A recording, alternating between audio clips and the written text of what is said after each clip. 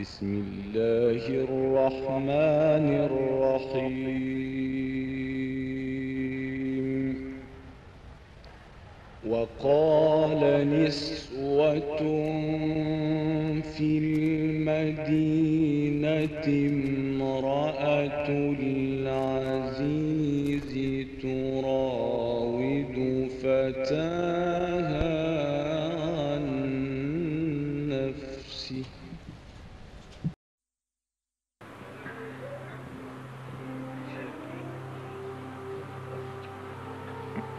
muniko nit Domou Adama muniko fan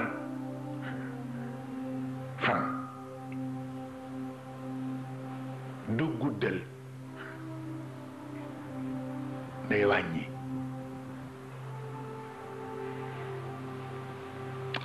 wallaay déggu leen wax bi fan du guddal day wàññi ku jóg rek naa ñaanal yàlla gudd fan du guddal day wàññi comme day wàññi jarul la ñaan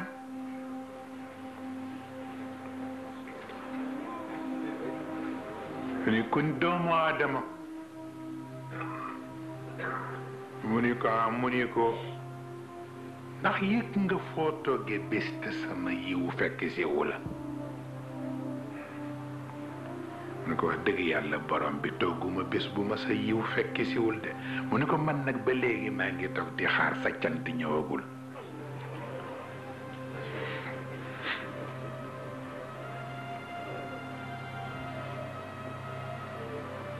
te li tax cant gi ñëwul mu ni ko moom a metti mu ni ko ndax koo xam ne lu tuuti doyu la te lu bari suuru la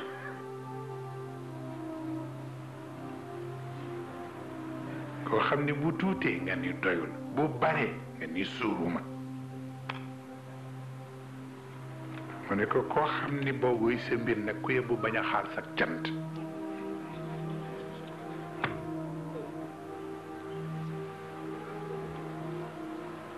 mu ni ko Domou Adama mu ni ko mu ni ko bëccëg yépp mën a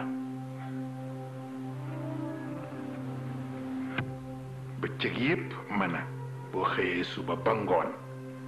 loo dajeel mën a mu ni ko waaye guddi yépp yow a yëgaguma nag lu baax lu yegsi te kenn mësul gis loolu tax il faut que nit di xalaat mu ni ko bëccëg yépp mën a fa nga xëyee suba ba ngoon loo fi joxe dépense loo doxal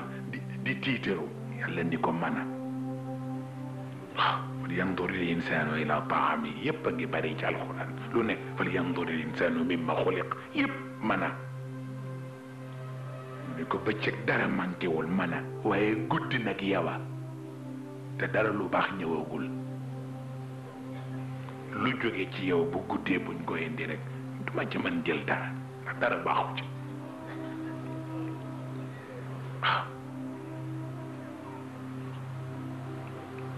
mu ni ko foo ma masee ni yaa rabb mu bàyyi sama lépp ndax fas yéene la nga ma wax sa yaakaar du ca tas te mu ne ko man ba ma commencé ba léegi ma di la wax yaa abd te ba léegi sama yaakaar dëgëragul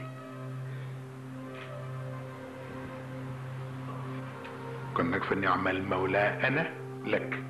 wa bi'sal abdu ant lii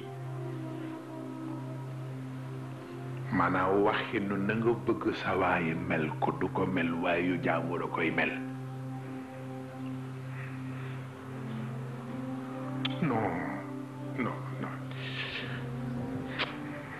non